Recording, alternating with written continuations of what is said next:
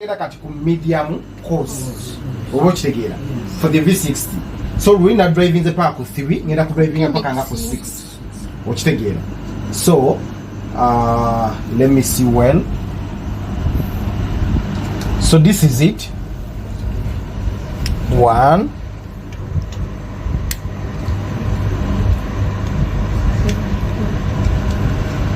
ndowooza ekijja kumala for our chemics. Tukitegeera tugenze mu medium course. Medium course. So what we do, tugenda kozesa ratio yaki 50. Ratio yaki 1 to 15. Ratio ebagamba ratio 1 to 15 ye 15. 115. Okay, so we tear and then measure our 15 grams of what? Coffee ze tugenda okukozesa.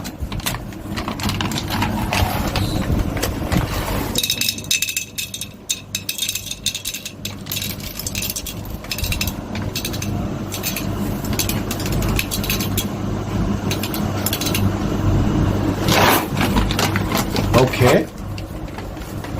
Waliwo zino ezigudde tujja ziteeka mwani aliddeko emu.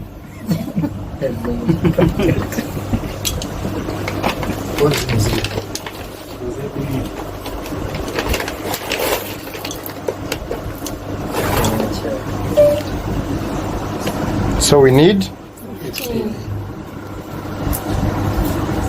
15 grams, which is that. So tugenda ku grindinga, let's grind our 15 grams. Tugenda kuyiwaawo. Ya tukikole chap. Labenga tumaliriza. Then we cover on. Muteekako.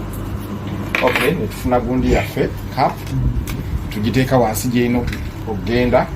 Then our handle tugiteekako nicely. Then tukiteekera twagala medium what? Medium course for our chemics. So grind. Another thing, our water is doing what? Our water is boiling. So tugenda kwesa small chemics, twina chemics zalika ebyenjawulo eno nene. Nolwokuba we just need 1 cup of coffee. Tugenda kozesa eno. So before that, tugenda funa chemics filter what? Paper. Chemics filter paper. So chemics filter paper, you know what? Ina sides nya tugizingamu emirundi ebiri ebera ya saa. Okitegera? Kakati kije tugenda okukola the same thing. Tugenda kuwetting up our filter paper as we are warming our chemics. Tukitegera? Yes, our water is ready. Do we still have time there? Yeah. Okay. Amaziga fika kanuka boiling is it? So what we do? Warming our chemics and filter paper. Wetting our filter paper nicely. Grinding our blood and clean up with the So after that, you pack where you wound it. Obo ino swallowing, I told you swallow. Obo tegera. I've explained to you guys. Mbagambye omugaso lwaki. Mbagambye ensonga lwaki we warm our chemics. Obo tegera. Lekaleka amazi gakyalimu. So nicely. Kati wano wetujja tugenda kuteeka kuti weighing scale. Remember twakagiteeka keri ku 00 and then we shall tear. Obo tegera. Kati tumalo tearinga tugenda teeka mu coffee grams zaffe. Bikira ziri 10 na mmeka? 15. Nenga mu dole.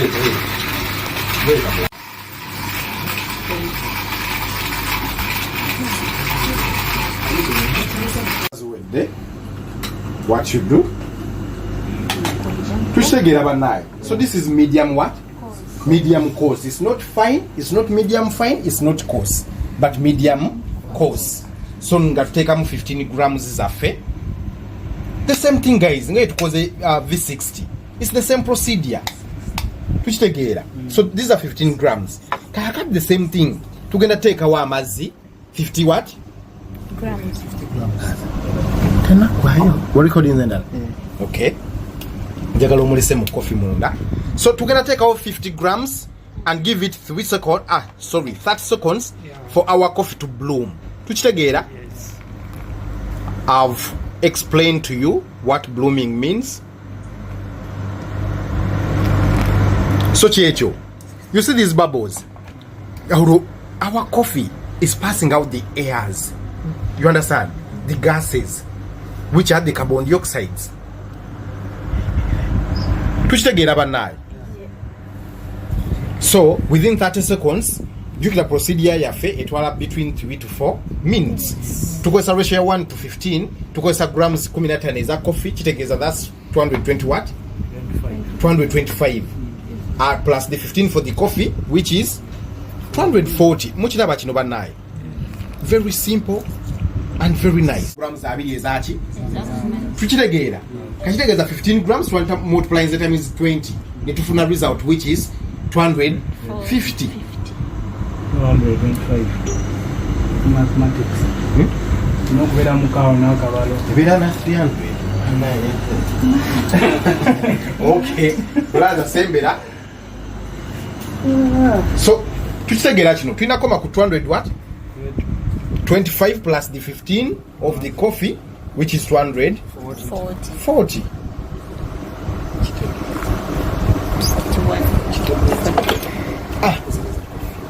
You understand?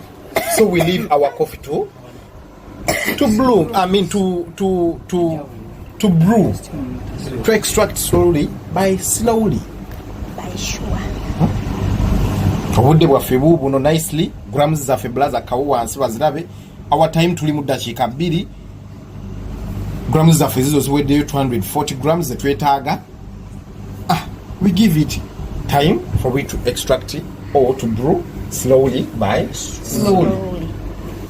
Very simple, very easy to make, as long as you know the procedures, as long as you know the amount of coffee you must use, the ratios, you understand? Multiplication, some simple multiplications, colors, the grind, your coffee size. Wenana yo kubeera sure na yo. Eya chemix teyenkana kana ya V60.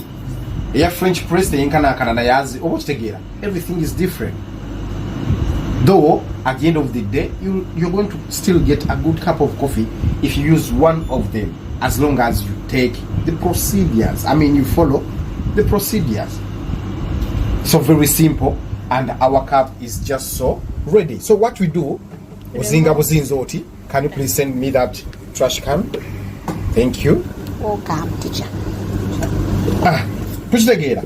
No quarter V6, I mean no quarter chemix yafe. Swirl it nicely. Get your cup. Serve. Wow.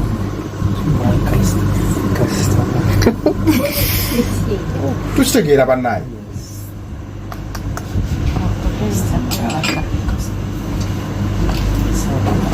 Very simple. Very simple. Then take your cup. Nga bansavinga mbitibwa.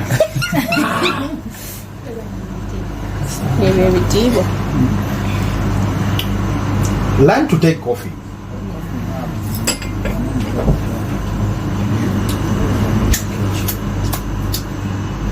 Hello, chamkwata.